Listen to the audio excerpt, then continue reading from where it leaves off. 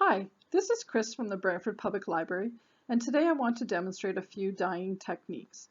There are many techniques out there, but I will just focus on a couple for today. For all the projects, I will be using RIT dye, but other dyes will work as well. I'm using both the powder form and the liquid form. Make sure to wear gloves, and if you are doing the dyeing inside, you may want to use a mask so you don't breathe in any of the dye. These are the supplies that you will need for the first two projects.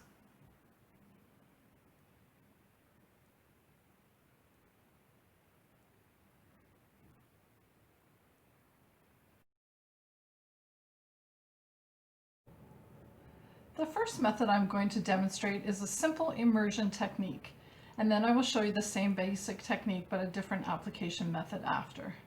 So let's begin. So we first put warm, almost boiling water in a plastic container and add 1 teaspoon of dish detergent. This promotes level drying. Shake up the dye.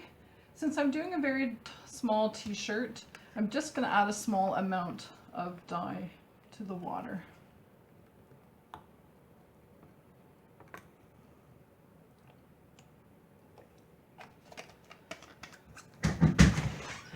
And stir.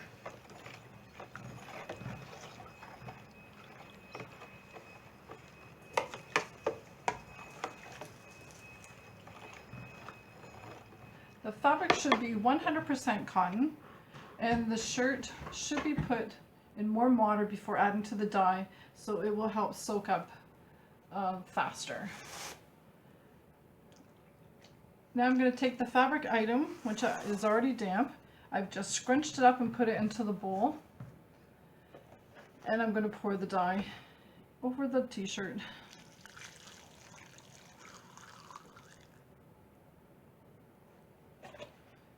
And I'm going to let it sit for 10 to 30 minutes, stirring occasionally. If you want it darker, you can keep it in longer, but remember, wet fabric looks darker but will dry lighter.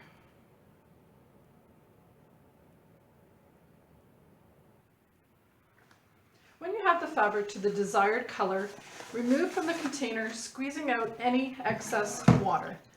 At this point, before rinsing, you might want to add a color fixative. This will enhance the color, reduce bleeding, and stop fading. But for today, I'm not going to use this. So now you will rinse first with warm water, which will help open up the fibers. Then as the draining water becomes clear, you will gradually add cold water, which will help shrink the fibers back up and lock in any of the remaining dye.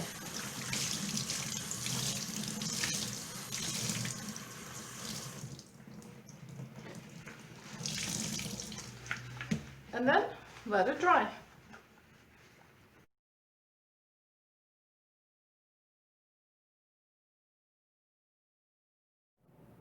The second method uses the same principles and steps as the immersion technique, but the application is different.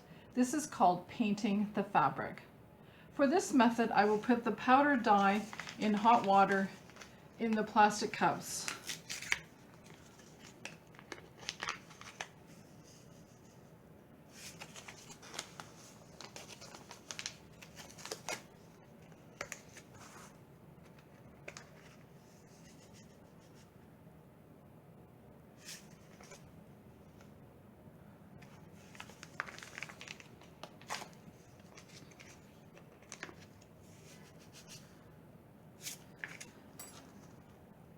And I'll give each one a stir.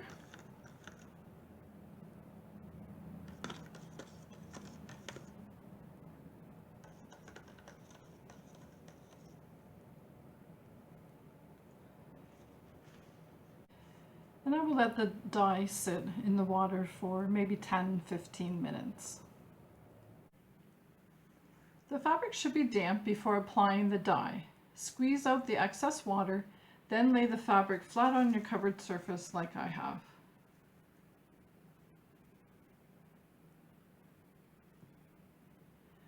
Taking a sponge brush, dip it into one of the cups and begin to paint the fabric.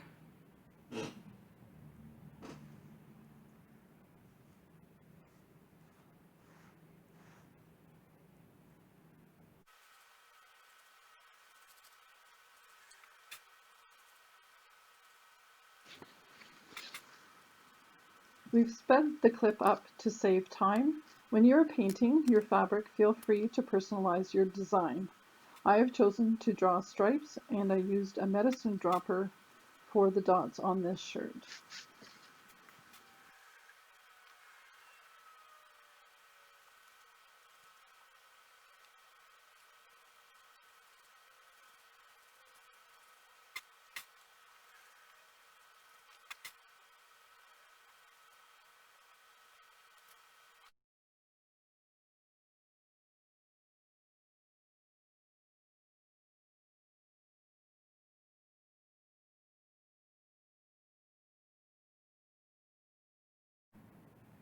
The last method is called the ice dyeing technique.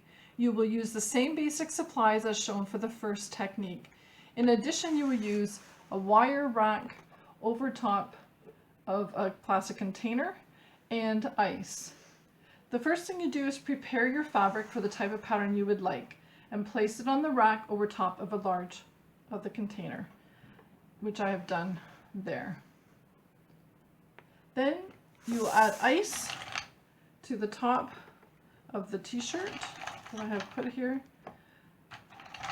The more ice you have, the more dramatic the effect.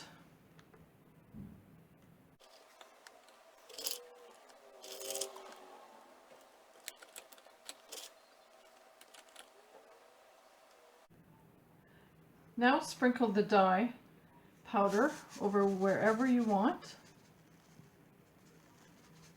It's such a small little shirt that it's not a lot of surface.